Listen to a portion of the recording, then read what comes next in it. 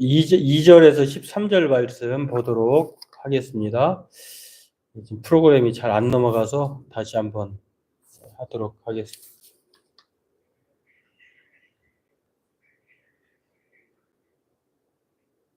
민수기 20장 2절로 13절 함께 같이 읽도록 하겠습니다. 회중이 물이 없으므로 모세와 아론에게로 모여드니라. 백성이 모세와 다투어 말하여 이르되 우리 형제들이 여호와 앞에서 죽을 때에 우리도 죽었더라면 좋을 뻔하였도다. 너희가 어찌하여 여호와의 회중을 이 광야로 인도하여 우리와 우리 짐승이 다 여기서 죽게 하느냐? 너희가 어찌하여 우리를 애굽에서 나오게 하여 이 나쁜 곳으로 인도하였느냐?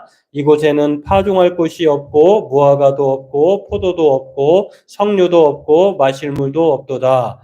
모세와 아론이 회중 앞을 떠나 회막문에 이르러 엎드림에 여호와의 영광이 그들에게 나타나며 여호와께서 모세에게 말씀하여 이르시되 지팡이를 가지고 내 형 아론과 함께 회중을 모으고 그들의 목전에서 너희는 반석에게 명령하여 물을 내라 하라. 내가 그 반석이 물을 내게 하여 회중과 그들의 짐승에게 마시게 할지니라. 모세가 그 명령대로 여호와 앞에서 지팡이를 잡으니라.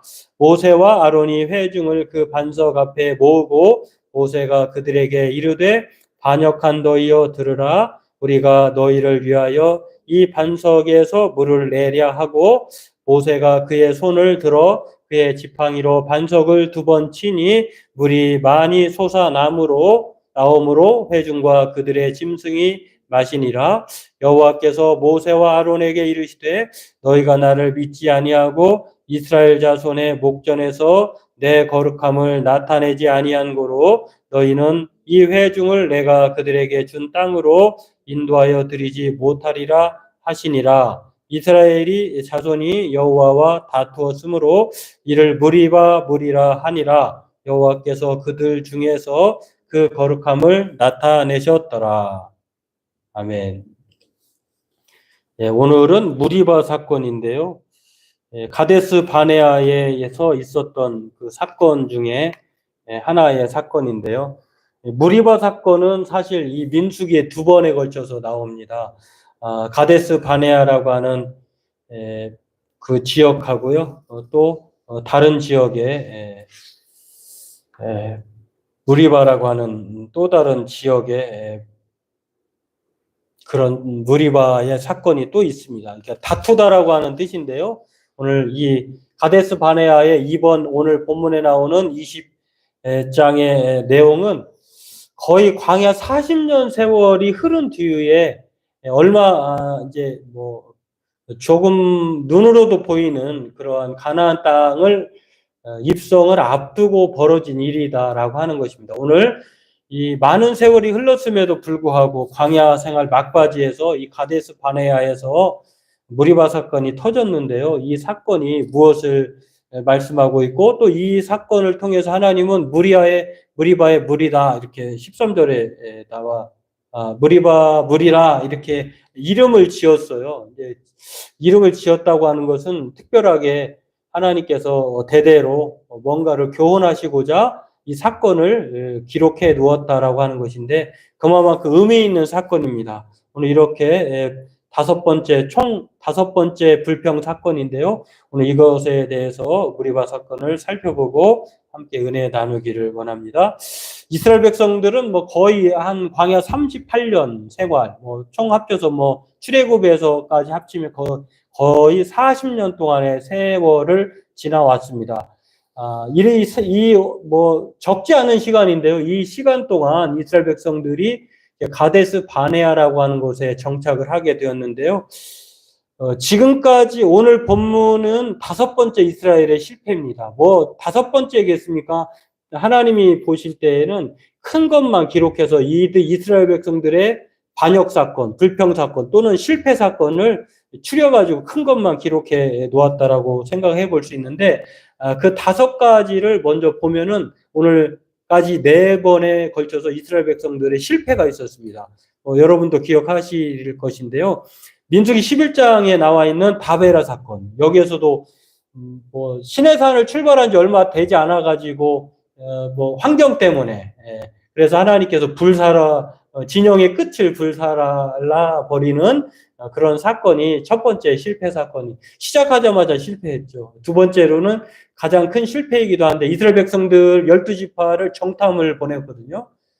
그런 사건 이후에 10명의 사람들이 악평을 했잖아. 이 악평의 사건 때문에 이 사람들이 40일 동안 정탐을 했는데 40일을 1년으로 쳐가지고 40년 동안 이 광야 생활을 하게 된 것입니다. 아주 큰 사건이라고 할 수 있는데 그것이 두 번째 사건이고요. 두 번째 실패 사건이고 또 민수기 15장에 보면은 안식일에 규례를 주시면서 하나님께서는 안식일에 일하지 마라라고 했는데 그때 안식일에 거룩한 안식일을 나무 한 자가 발견이 됩니다. 그리고 회중에게 이 사람을 보는 앞에서 또 제거하는 죽임을 당하게 되는 안식일을 그 정도로 중요하게 하나님을 기억할 것을 명령하셨는데 안식일 범한 사건을 하나님께서 그렇게 지적하신 것을 볼 수가 있는데요. 이 일로 인해서 옷단 술에 이스라엘 백성들은 왜 다른 민족과 다르다라고 미리 이제 이스라엘 백성들을 가나안에 들어가기 전에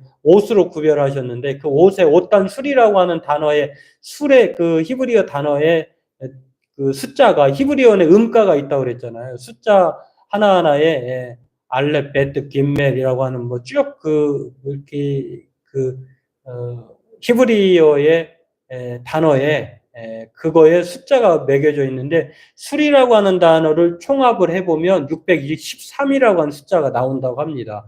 다시 말해서 옷단의 술을 달라고 하신 것은 너희들은 나를 기억하라.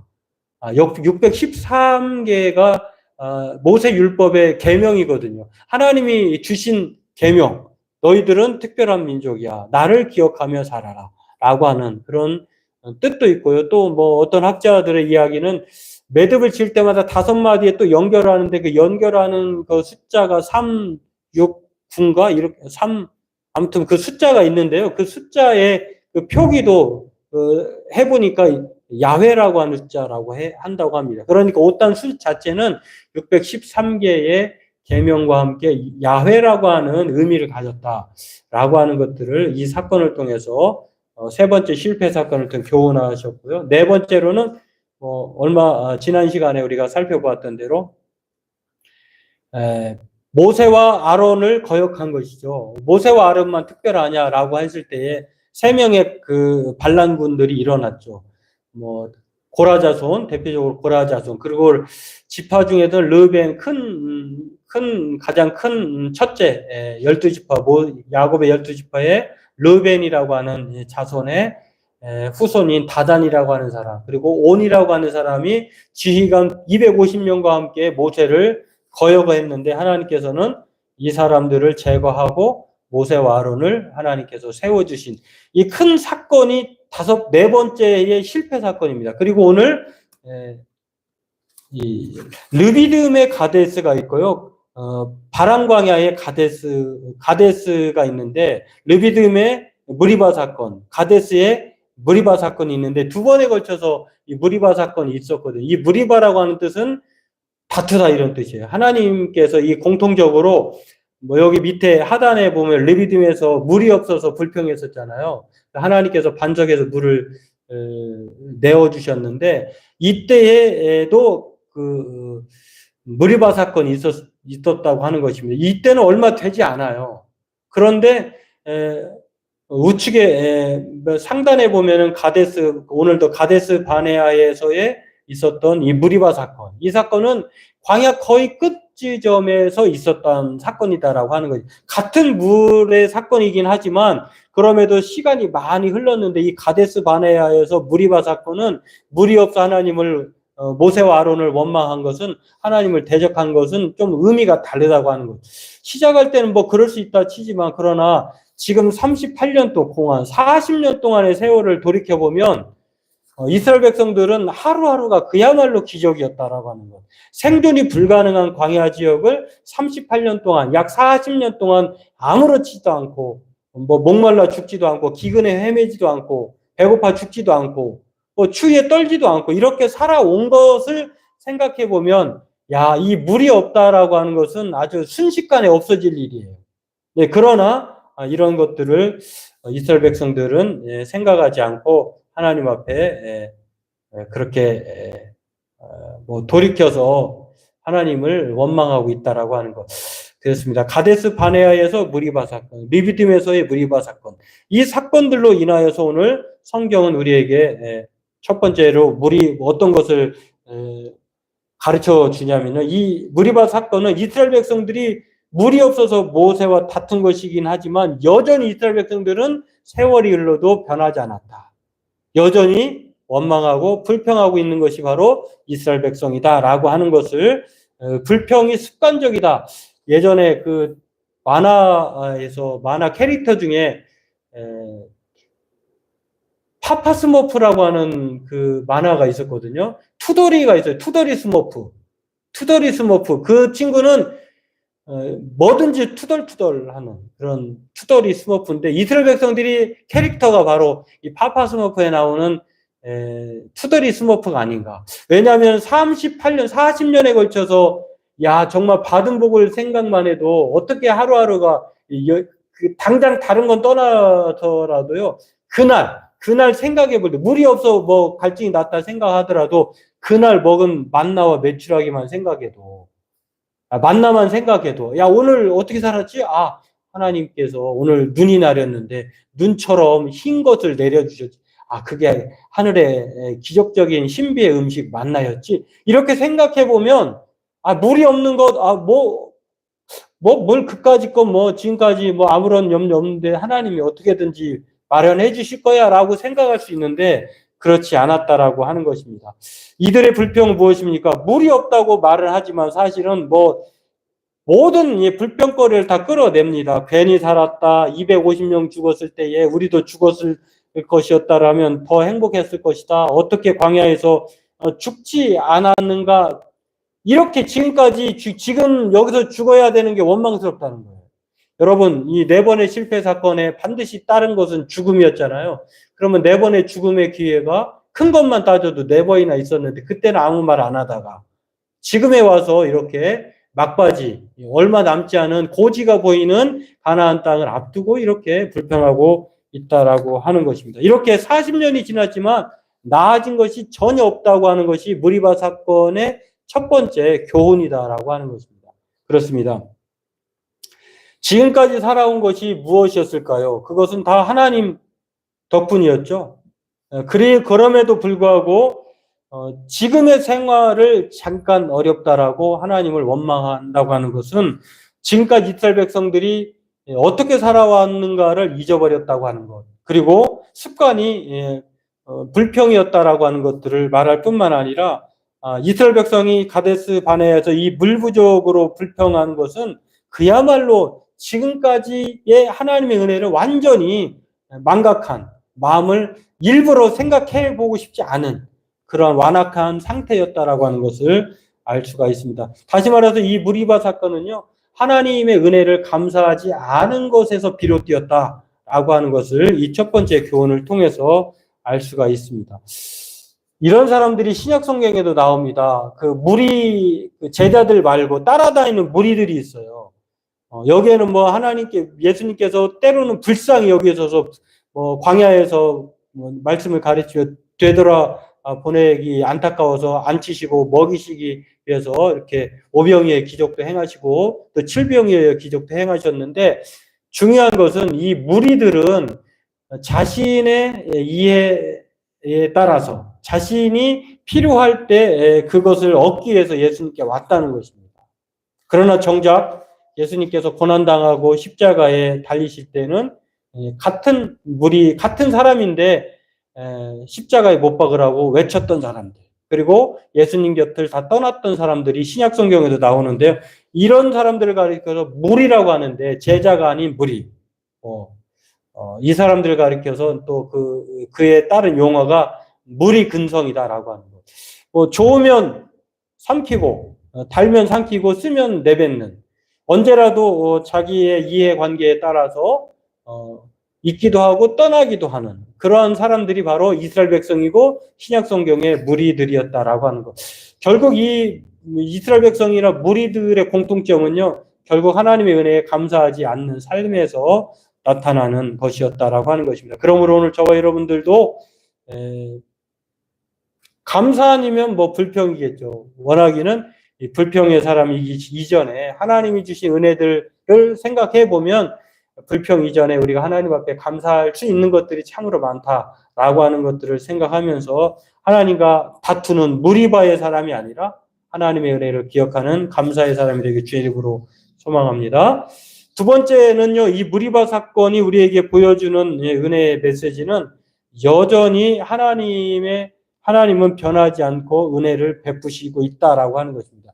이스라엘 백성들이 여전히 하나님과 다투는 사람들이었다고 하면 하나님은 여전히 다투는 백성에게 은혜 베푸시기를 중단하지 않고 계신다라고 하는 것입니다. 이 일로 인하여서요, 모세가 하나님께 이런 사정을 아뢰을 때 하나님께서 회중들 앞에서 반석에게 말을 해서 물을 내라. 그리고 그들에게 물을 공급하라. 이렇게 주셨는데, 그럼에도 불구하고, 지팡이를 가지고, 이렇게, 하나님 이렇게 물을 반석에게 명령해서 물을 내라고 하신 것이거든요.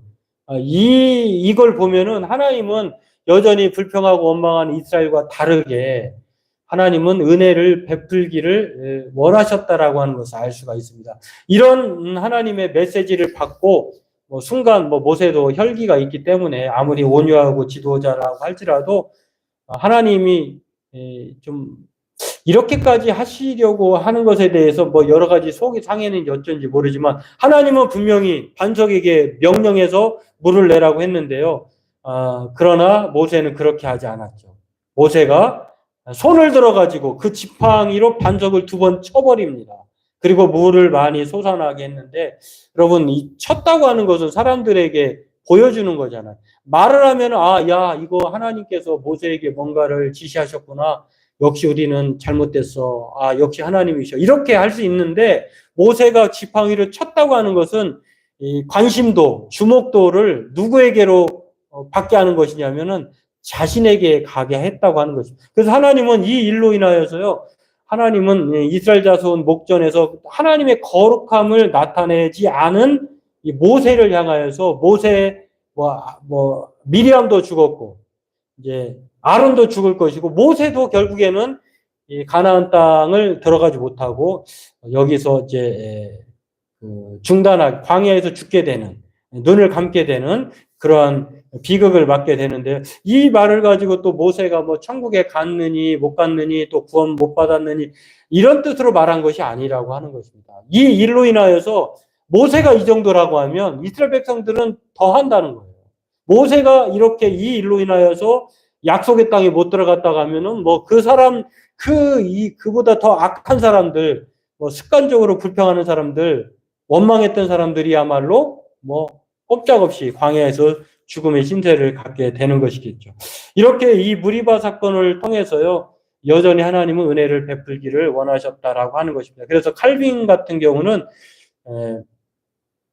이렇게 말을 합니다. 모세와 아론이 하나님의 말씀을 거스렸기 때문에 그 땅에 들어갈 수 없다는 책망은 모세와 아론을 위해서라기보다는 그 백성이 그들보다 10갑절이나 더 멸망받아야 함을 스스로 알게 하시려는 것이었다.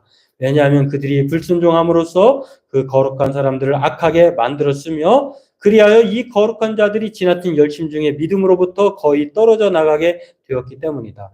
아론과 모세도 아무리 하나님의 지도자라고 하더라도 이렇게 사람들을 자기를 자꾸 이렇게 화나게 하고 열받게 하고 해도 너무한다 생각하면 순간 판단력이 흐려질 수 있잖아요. 그럼에도 불구하고 이런 행동을 했다고 하는 것은 사실은 이들이 더 죄가 커서가 아니라 정말로 정말 더 멸망받아야 할 사람들이 누구인지를 가르쳐 주기 위해서 이런 말씀이 기록되었다라고 하는 것입니다. 이것을 칼빈은 민수기 20장 3절을 해석하면서 주석을 그렇게 달아 놓았습니다. 이렇습니다. 40년 동안 이스라엘 백성들은 변하지 않았습니다만 하나님 또한 변하지 않았다. 이스라엘 백성들은 어떻게 하면 불평과 원망으로 살고자 했지만 그러나 하나님은 여전히 그럼에도 자비를, 은혜를 베푸시기를 또 변하지 않고 행하시고 있다라고 하는 거. 하나님의 은혜로 이렇게 이끌어 내시고 있다는 것을 알 수가 있습니다. 그렇습니다. 성경은 이 무리바 사건을 무리바로 명하라 이렇게 13절에 말을 했는데요. 이것은 분명한 이유가 있다라고 하는 것입니다. 그냥 이런 사건들이 또 있었는데 왜 여기서 하나님께서는 기록하게 했을까? 이 무리바 사건을 통해서 하나님은 뭔가를 교훈하시고자 했는데요. 이것이 시편 78편에도 나옵니다. 이는 그들로 후대 곧 태어날 자손에게 이를 알게 하고 그들은 일어나 그들의 자손에게 일러서 그들로 그들의 소망을 하나님께 두며 하나님께서 행하신 일을 잊지 아니하고 오직 그의 계명을 지켜서 그들의 조상들 곧 완고하여 하고 패역하여 그들의 마음이 정직하지 못하며 그 심령이 하나님께 충성하지 아니하는 세대와 같이 되지 않게 하려 하심이라. 하나님은 이것을 교훈을 통해서 하나님을 원망하면 이런 일이 생긴다. 그러니 우리가 하나님을 원망할 것이 아니라 하나님께 소망을 두고 평생 우리에게 행하신 하나님을 기억하며 믿음으로 살자. 이렇게 말을 한 것입니다. 교훈하고자 무리바의 무리라 명령 이름을 지어서 말씀하신 것이고요.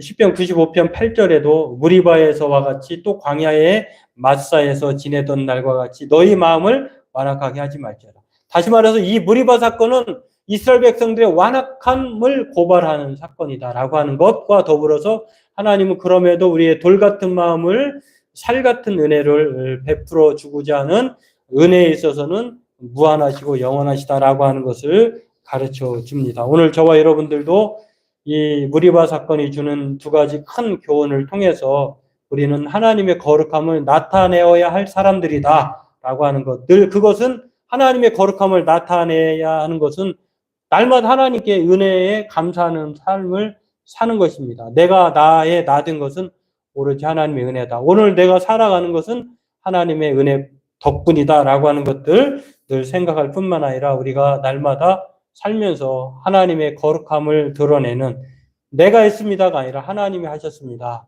라고 하는 그런 태도로 날마다 살아가기를 힘쓰는 이 무리바의 교훈을 깨닫고 살아가는 저와 여러분 되기를 바라겠습니다. 기도하겠습니다.